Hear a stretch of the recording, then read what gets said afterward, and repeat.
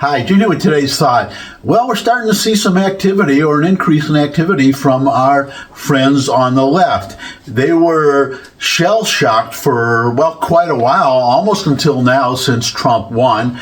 They just couldn't believe that it could happen, and after it did happen, they've had a hard time accepting it, and they still are. But you're starting to see, well, I've talked about it before, all the demonstrations and the wailings, and we're going to fight, and calling Trump a fascist. I'm going to talk more about that in a future thought, because it's not working for them. But what you're starting to see now is, I guess you put it in the same category as denial, but you're starting to see Democrats predicting that Trump is failing, that he is going down or starting to go down, or that the tide is going to turn any minute now. And well, let me show you one example. There are a few of these, but the one that's gotten the most play that I'm aware of is James Carville.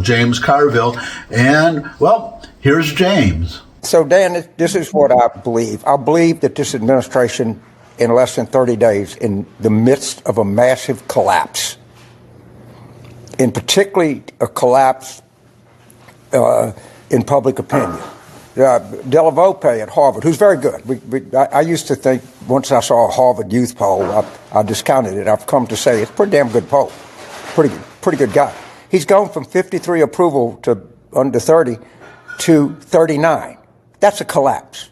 Well, first of all, I have to correct Mr. Carville, because those figures that he gave for Trump's rating, the most recent poll, the Harvard-Harris poll, 52%. Trump is at 52%. That's higher than, I don't know about the current term, but definitely higher than the first term, but he's over 50%. That's what really matters. And, well, if you want to see some sad faces, this is MSNBC. So even MSNBC is getting the message, or at least this one analyst who is, well, you can see some unhappy campers on this panel. There are a few people on the panel, but there's one MSNBC analyst setting,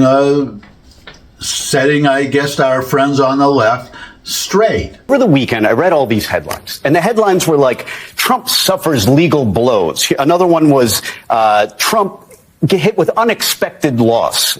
Here was one, major DEI legal setback.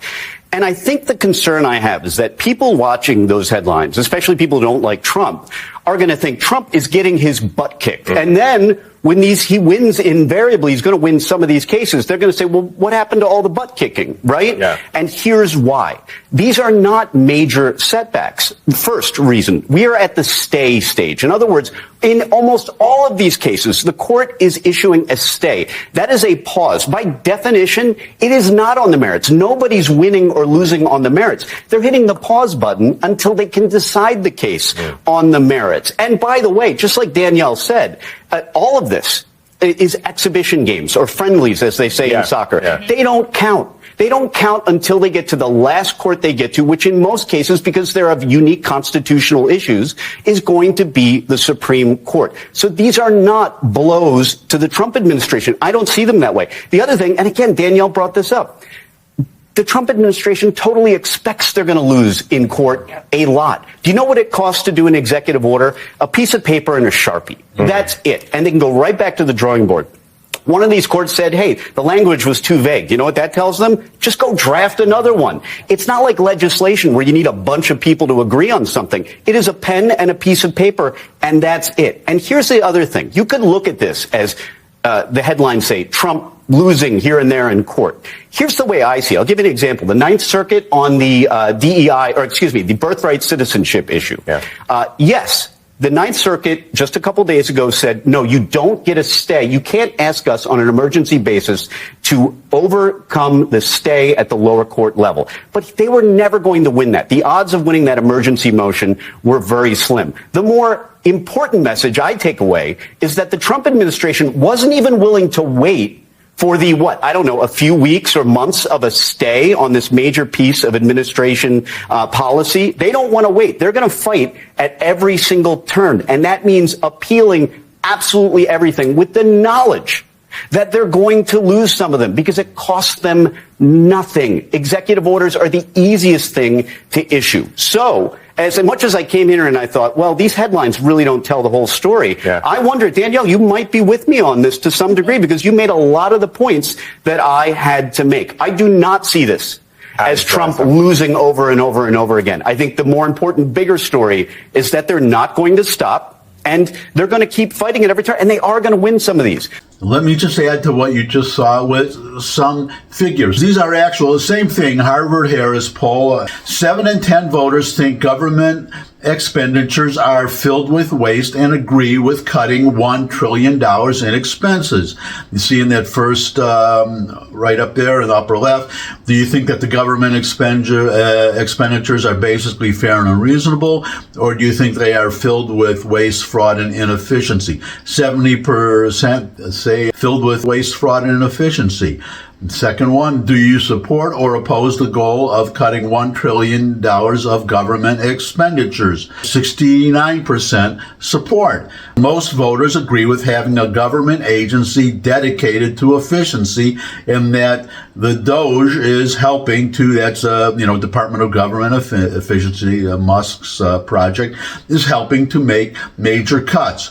Do you think there should be a U.S. government agency focused on efficiency initiatives or not? 72% say yes. And finally, do you think the so-called Department of Government Efficiency, DOGE, led by Elon Musk, is helping make major cuts in government expenditures or not? 60% say yes. So there you go. Overwhelming support from the public, and of course somebody can predict that maybe by the end of Trump's term there could be a problem. Maybe the tariffs will hit, but I'm starting to see indications though that as Trump pledges to raise tariffs, to say on our European friends, that they are going to lower their tariffs because we could see a beneficial effect. Anyways, all this remains to be seen. This is something I don't understand about our liberal friends, why they are, what you want to do is you want to make predictions, say such and such a program won't work, yada, yada, yada, and then you wait, then you can call Trump or call the Republicans on it right before election time. Right now, it doesn't matter, even if things are going badly right now. I guess they want to tee themselves up to hopefully do well in the midterms. That's the only logic I can figure to it.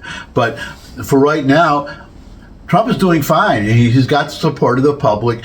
Time will tell. I'm really concerned about if our taxes go up, if the Trump tax cuts are not made permanent, and there's such a slim majority in the House, and I'm seeing, right now, a couple, 2 or 3 Republican House members who say they're not right now going to vote for the resolution to move forward with Trump's big, beautiful bill, or even 2, smaller, beautiful bills. And the majority is so slim that just two representatives are enough to sink it. So we'll see what happens. There's supposed to be a vote today, the day I'm recording this, which is the day before you're seeing it. So we'll all know tomorrow how the vote turned out, or whether there was a vote or not. If there isn't a vote, then we'll know that there's a problem there. And I cannot understand, this could be a future thought, why these Republicans, don't they understand how bad it's going to be if these tax cuts are not made permanent, never mind the additional ones that Trump wants to do, no tax on Social Security benefits, no tax on tips, and I get Social Security benefits right now, and I guess it would be nice to not be taxed, but right now, unless you're earning outside income, Social Security is not taxed. 85% of it is not taxed. So you're only talking 50% being taxed. if you do outside work, but then you have the income from the outside work, on which of course you pay taxes. So I'm more concerned with getting the big tax cuts for everybody, for those of you who are not on Social Security, who are working and want to see keep more of your own money. So I'll just end on that for today. Thanks for stopping by. Your comments always welcome in the comment section below the video. If you could subscribe, that would really be great. Share this video with anyone you think would benefit from it. But most of all, come back and see me again. I would love to see all of you again. And until I do see all of you again, bye.